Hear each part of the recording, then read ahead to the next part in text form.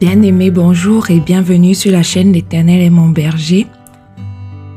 Dans cette vidéo, nous allons poursuivre la lecture du livre d'Esther et nous allons nous pencher plus sur le chapitre 2. Ce chapitre est intitulé « Esther choisie pour reine ». Éternel Père Céleste, viens nous donner l'intelligence de ta parole.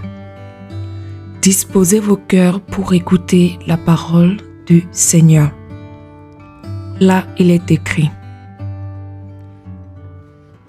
Après ces choses, lorsque la colère du roi Ahasuérus se fut calmée, il pensa à Vasthi, à ce qu'elle avait fait et à la décision qui avait été prise à son sujet. Alors, ceux qui servaient le roi dirent: qu'on cherche pour le roi les jeunes filles vierges et belles de figure. Que le roi établisse dans toutes les provinces de son royaume des commissaires chargés de rassembler toutes les jeunes filles vierges et belles de figure à Suse, la capitale, dans la maison des femmes, sous la surveillance des guets, eunuques du roi et gardien des femmes, qui leur donnera les choses nécessaires pour leur toilette, et que la jeune fille qui plaira au roi devienne reine à la place de Vasthi.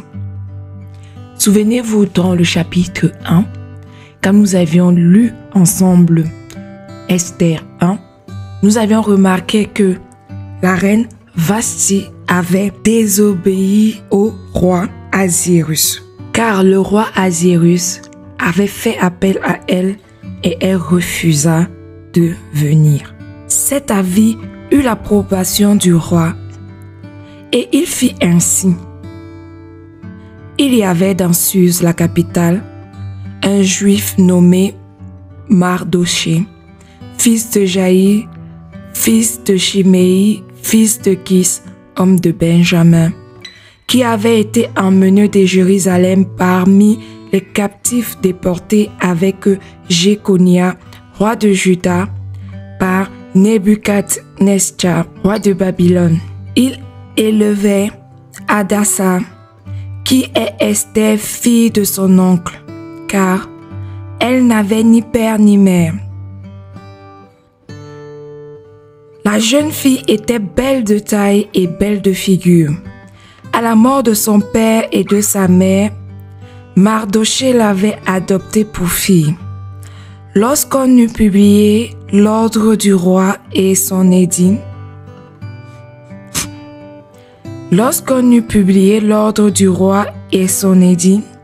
et qu'un grand nombre de jeunes filles furent rassemblées à Suse, la capitale, sous la surveillance d'Hégaï, Esther fut aussi prise et conduite dans la maison du roi, sous la surveillance d'Hégaï, gardien des femmes.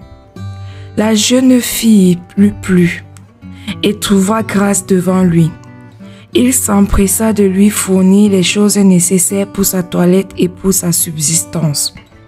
Lui donna 7 jeunes filles choisies dans la maison du roi et la plaça avec ces jeunes filles dans le meilleur appartement de la maison des femmes. Esther ne fit connaître ni son peuple ni sa naissance, car Mardochée lui avait défendu d'en parler. Et chaque jour, Mardochée allait et venait devant la cour de la maison des femmes pour savoir comment se portait Esther et comment on la traitait. Chaque jeune fille allait à son tour vers le roi Ahasuérus après avoir employé 12 mois à s'acquitter de ce qui était prescrit aux femmes. Pendant ce temps, elles prenaient soin de leur toilette, 6 mois avec de l'huile de myrrhe et 6 mois avec des aromates et des parfums en usage parmi les femmes. C'est ainsi que chaque jeune fille allait vers le roi et, quand elle passait de la maison des femmes dans la maison du roi, on lui laissait prendre avec elle tout ce qu'elle voulait.